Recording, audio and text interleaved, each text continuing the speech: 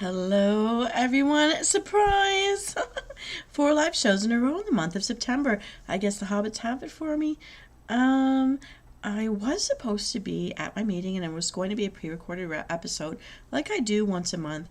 However, I decided to take this month off and because I have a business meeting happening during showtime next week. So instead, I'm going to sit in here and talk to you guys live today, and I have one final scrumptious Hobbit menu for you guys to celebrate the month of September.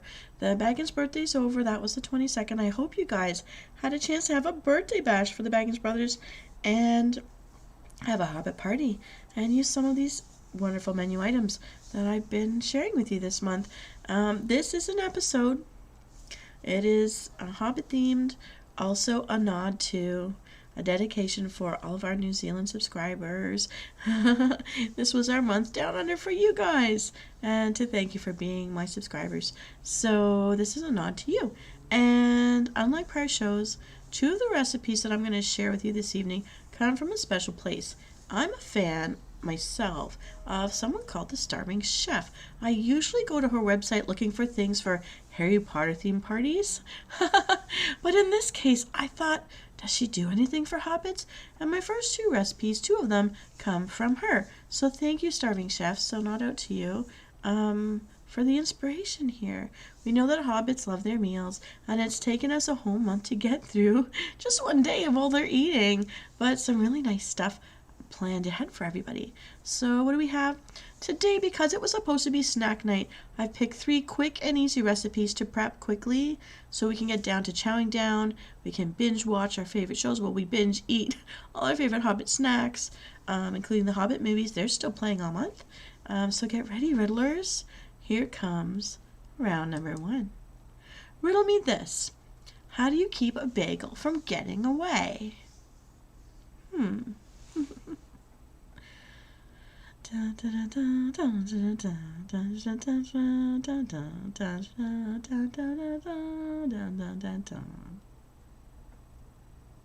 Riddle number 2. What cheese lives in a small house? It's not a Hobbit house. Nope, nope.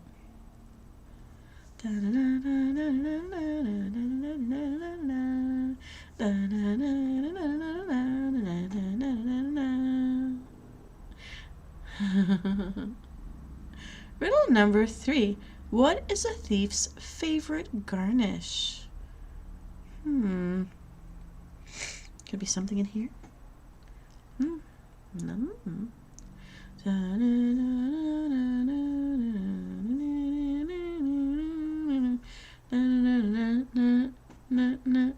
Riddle number 4. What do you call a communist bulb?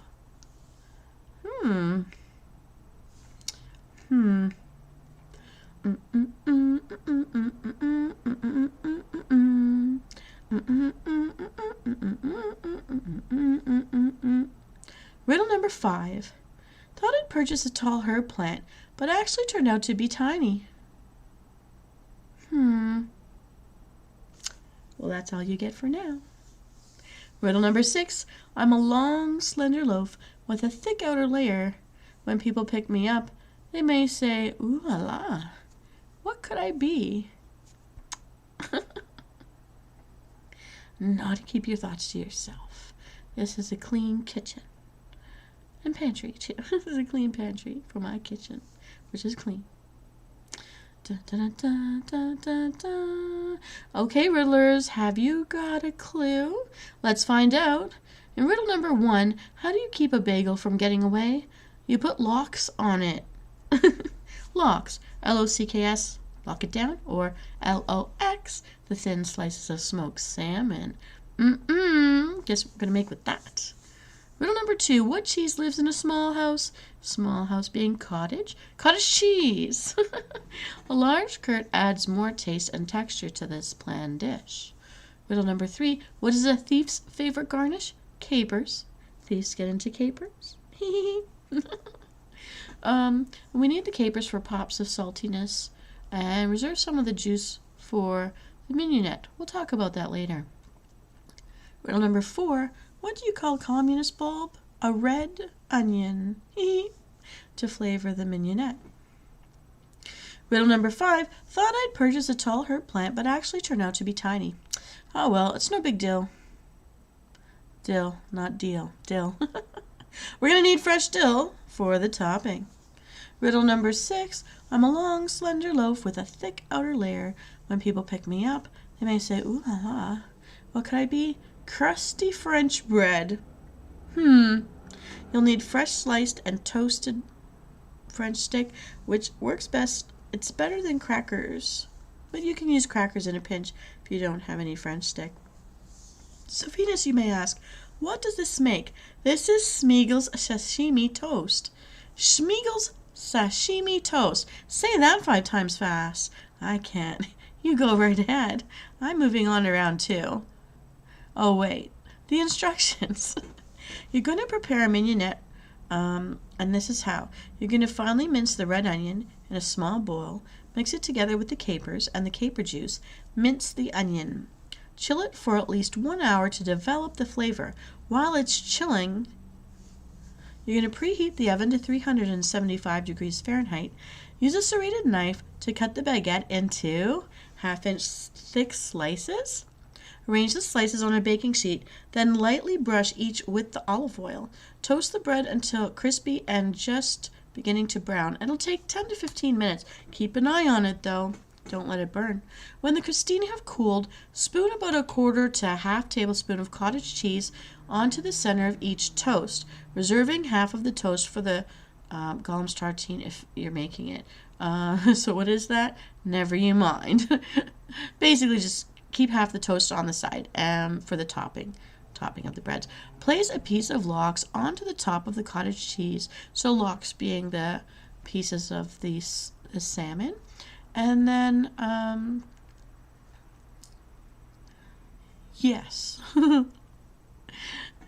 And then on top of that, you're going to sprinkle about 1/2 of the teaspoon of the mignonette onto each toast. Kind of like putting together a bruschetta, really. Garnish each toast with a tiny sprig of fresh dill. Serve it right away while the marathoning Lord of the Rings. And enjoy it. It's really nice, actually. It's really tasty. And I've even had, when I traveled in the north, something called candied salmon, which I actually really liked. It's tangy. It's like eating jerky, I guess. You could put that in. Never mind. We'll try that another day. So while that tasty meal is chilling, you're going to go to round number 2. Riddle me this. What do you call a fake tuber? Na na na na na na na. Na na na na na na na na. Riddle number 2. I rhyme with flutter, stutter, shudder, and mutter. What greasy thing am I?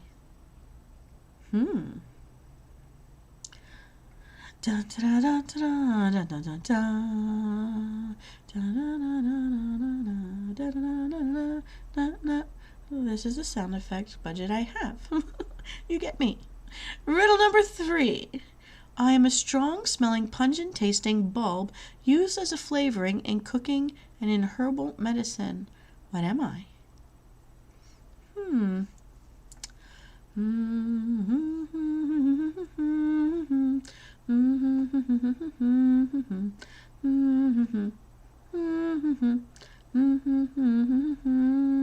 Riddle number 4. I'm like a jumbo kosher pickle. Guess you could say I'm a what? Da da da da da da da da. Riddle number 5. A man opened his fridge and swore he heard 2 onions singing a Bee Gees song. After closer inspection, he realized... What? What did he realize? Okay, my puzzled friends, do you know the answers to these riddles? Let's find out if you pick the right solutions. In riddle number 1, what do you call a fake tuber? An imitator. A tuber is a potato? Tater? tater tot, an imitator. Anyways, we're going to need a half pound of baby roasting potatoes. Any color. I like all three. In riddle number 2, I rhyme with flutter, stutter, shudder, and mutter. What greasy thing am I? I am butter. Melt me first to absorb the flavor and then slowly let me cool for a creamy buttery coating. We'll need 8 tablespoons of the butter. In riddle number 3, I'm a strong smelling, pungent tasting bulb used as a flavoring in cooking and in herbal medicine. What am I? Garlic bulb. We need 2 tablespoons of minced garlic to add a robust flavor to this meal. And riddle number 4, I'm like a jumbo kosher pickle. Guess you could say I'm a pretty big dill. Again, dill, deal, deal, dill. What's the dealio? I'm sorry, daddy jokes. 2 to 3 tablespoons of fresh dill will be needed to add color and a herby goodness to this dish. In riddle number 5, a man opened his fridge and swore he heard 2 onions singing a Bee Gees song. After closer inspection, he realized that it was just chives talking. Chives talking. Anyways, we need some fresh chives. Mince it for a topping, and we're good to go. So Venus, you may ask, what does this make? It makes a few good taters. As hobbits would say, you can see that phrase in their movies and the books. Few good taters. We needed that at one of the Hobbit meals at least. So hobbits would say, boiled potato skewers are a few good taters. Here's how we're going to boil them. We're going to place all the potatoes into a large pot and cover with an inch of water and bring it to a rolling bubble. Boil until fork tender. That means when you put that fork in, it's going to go straight through without having to push hard. And it'll take about 10 to 15 minutes to do this. Then you're going to drain the water out and cool those taters. Meanwhile, you're going to melt the butter, garlic, and dill sprigs. And you're going to bring to a light simmer. Do not let the butter go brown. Simmer for 10 to 15 minutes tops. Keep your eye on it and then remove the sprigs of dill once you've finished. So you're just getting that flavor leached into the butter, but not necessarily having the little plant still in there. Separate about half of the potatoes into a large bowl. Pour the butter over the potatoes and stir every few minutes until the butter is cooled and beginning to thicken up. So it's leaving behind a coating on the potatoes.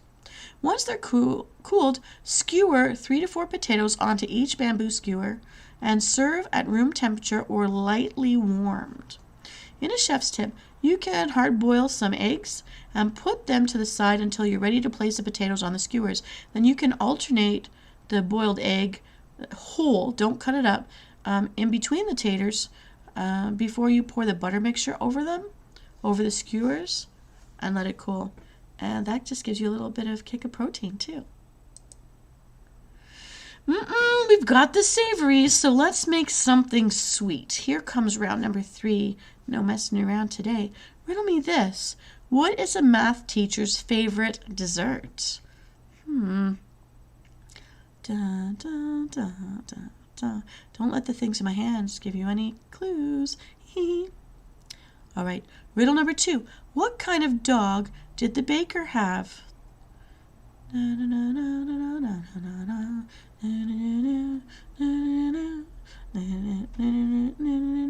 Riddle number 3. Also known as super fine, I'm sweet and sprinkled atop many things sweet. What am I? I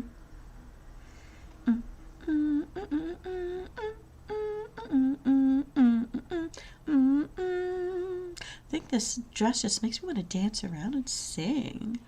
All right, riddle number 4. I rhyme with Manila, flotilla, and gorilla. What aromatic liquid am I?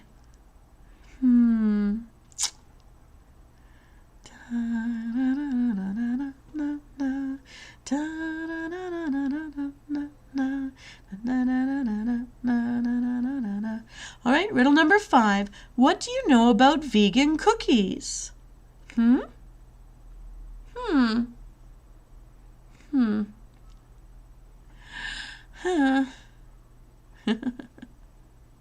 Riddle number 6.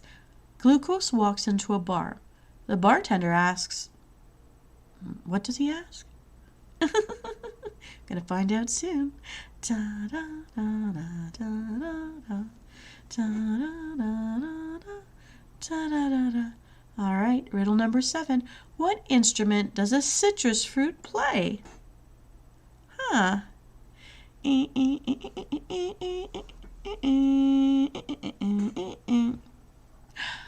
Riddle number 8. What do you call someone who films spices?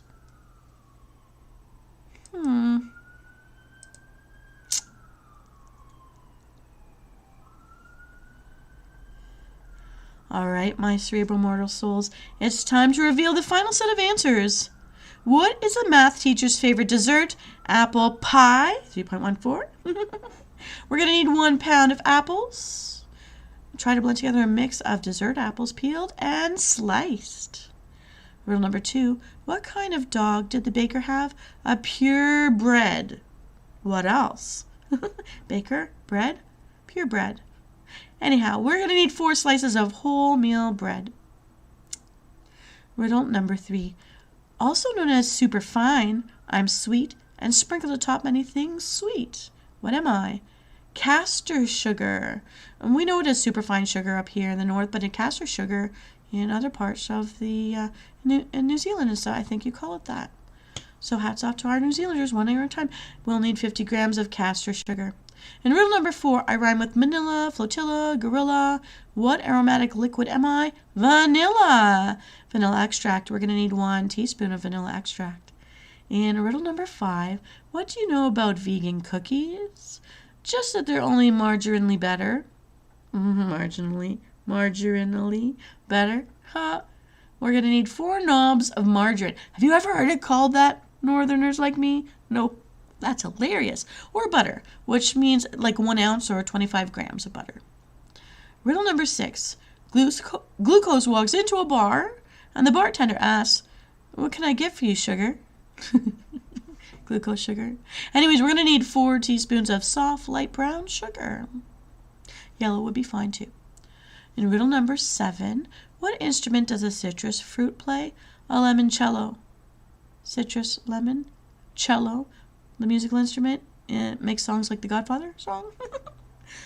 Anyways, limoncello. We're going to need 1 tablespoon of lemon juice. Try to get the real stuff. It tastes better than the stuff in the plastic can. All right. Riddle number 8. What do you call someone who films spices? A cinematographer. Like cinematographer. Hee hee. So we're going to need cinnamon just for dusting on top. All right. So Venus, you may wonder, what does this make? It's a quick apple pudding. Not a pie. It's a pudding made from apples. And it's yummy. And I've got some waiting for me after I close this show. I can't wait. It smells amazing. So here are the instructions. You're going to preheat the oven to 180 degrees Celsius. Place the prepared apple slices into a pan and pour over lemon juice and add 1 tablespoon of water. Stew under a lid for 4 to 5 minutes on a moderate heat until it's soft. While the apples are cooking, use a ramekin as a template to cut 4 circles from the sliced bread. I mean, you could use a teacup plate as well if you wanted. Okay, like the bun plate. All right, butter the bread circles, dust generously with the cinnamon, and spread a teaspoon of brown sugar on each. Oh, that's just such a good combination with apples. Cut the circles into quarters. Stir the castor sugar and vanilla extract into the apples once they're cooked. So I think you should core them first for that, maybe. Divide the stewed apples between 4 ramekins. Then lay the bread quarters over the apples in a circle so that the last quarter is tucked under the first. Place the puddings on a baking tray in the middle of the oven for 15 minutes until the tops go crispy. Let the puddings cool down for at least 5 minutes before serving, as they will be extremely hot inside. You don't want to burn yourself. Serve with cream if you wish. I do actually pour cream onto this and let it soak in a bit before I eat. Or you know what? Vanilla ice cream. Nothing wrong with a spoonful or a scoop. This apple pudding makes the house smell so nice and yummy. Well, everyone, this concludes our evening of Riddle Me Snack Night, the only one I've ever done live because it's meant to be there for the nights that I have to be away on my monthly meetings. So Hobbit style. I hope you have loved these menus that I've been sharing with you this week. They were so much fun to look into. And there's some really tasty stuff out there, Hobbit themed. So I hope you really do try out some of these recipes. And if you like this one, go back through my playlist. There's more. And let me know in the comment area how these recipes turn out for you. If you personalize the recipes in any way to make them even more delicious than they are. And if you're not a subscriber, please hit that subscribe button. Come on back. All are welcome here. And if you're part of my community already, thank you so much for your continued support. I really appreciate you. Have a wonderful evening, everybody, and bon appetit. I just can't stop talking today. I love this dress. It must be the dress. I don't know. So, next week, we're going to travel to a new part of the world to honor more of our subscribers out there. We haven't been everywhere you are, and I want to acknowledge you all. I'm using this whole year to do it. So you'll have to tune in to find out where we're going next. I'm keeping it a surprise. I have to have some mysteries. I am a lady. And next week will be pre-recorded, but it will be never seen before. It will be set to go live to the public at the same time that I usually run my show, 8 p.m. Eastern Standard Time, every Tuesday. As my usual monthly meetings have been switched around this month. So I'm playing switcheroo with you too. And we've got to pass it around. Don't worry, it will be tasty goodness. I collected these recipes a bit ago when I was exploring where all of my subscribers were from, and I think you're going to love it. So take care out there. Eat well, everybody. This is Venus Kalita signing off our most latest episode of Riddle Me Snack Night, Hobbit style. Take care, everyone. Have a great night.